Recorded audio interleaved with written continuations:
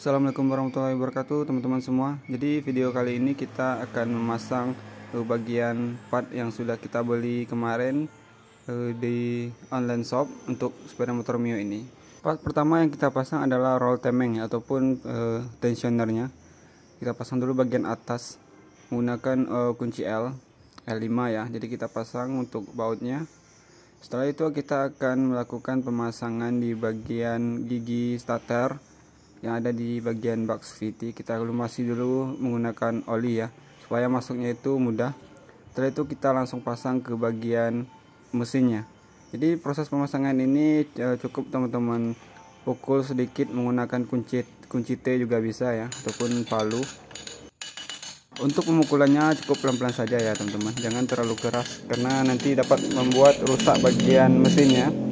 Setelah ini terpasang, kita pasang untuk pengunci dari gigi starter ini ya, ada pengunci snap ringnya.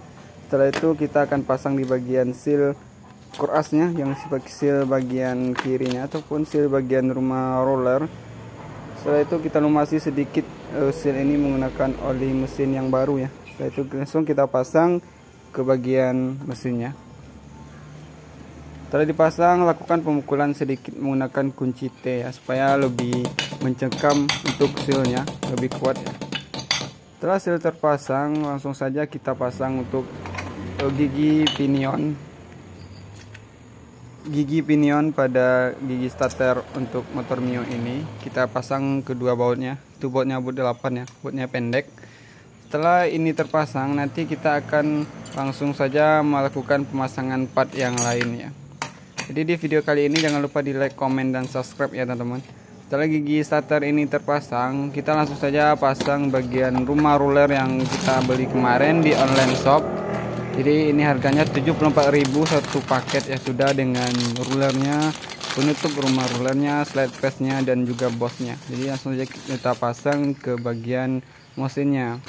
Sebelum rumah roller kita pasang ke bagian mesin, jangan lupa memberi sedikit grease di bagian bos rumah rollernya, supaya untuk komponen dari rumah roller itu awet ya. Jadi setelah ini kita pasang ringnya.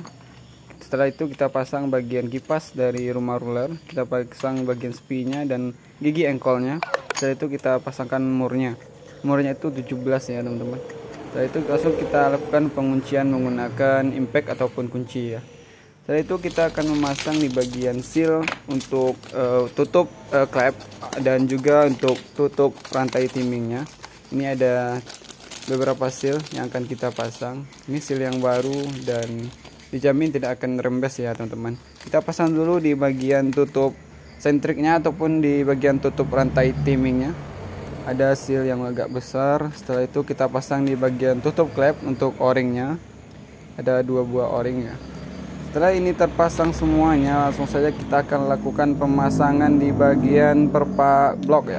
Sudah kita pasang di bagian perpak blok. Ini perpak blok menggunakan merek Shinzo ya. Dan setelah ini kita terpasang, langsung saja kita akan melakukan pemasangan di bagian blok silindernya.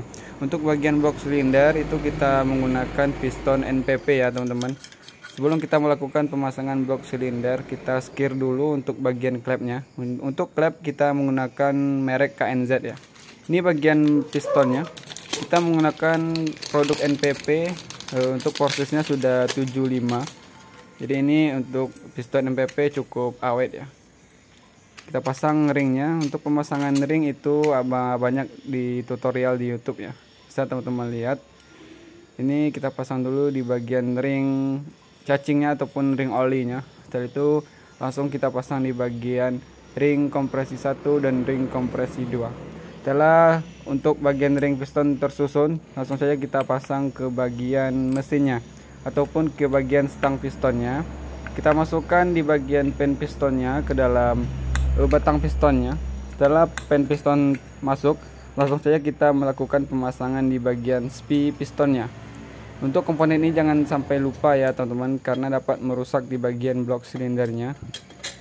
Setelah itu langsung saja kita pasang di bagian blok silinder ya. Kita paskan untuk bagian ringnya, kita tarik untuk bagian rantai timingnya. Setelah itu kita masukkan di bagian piston dan bloknya.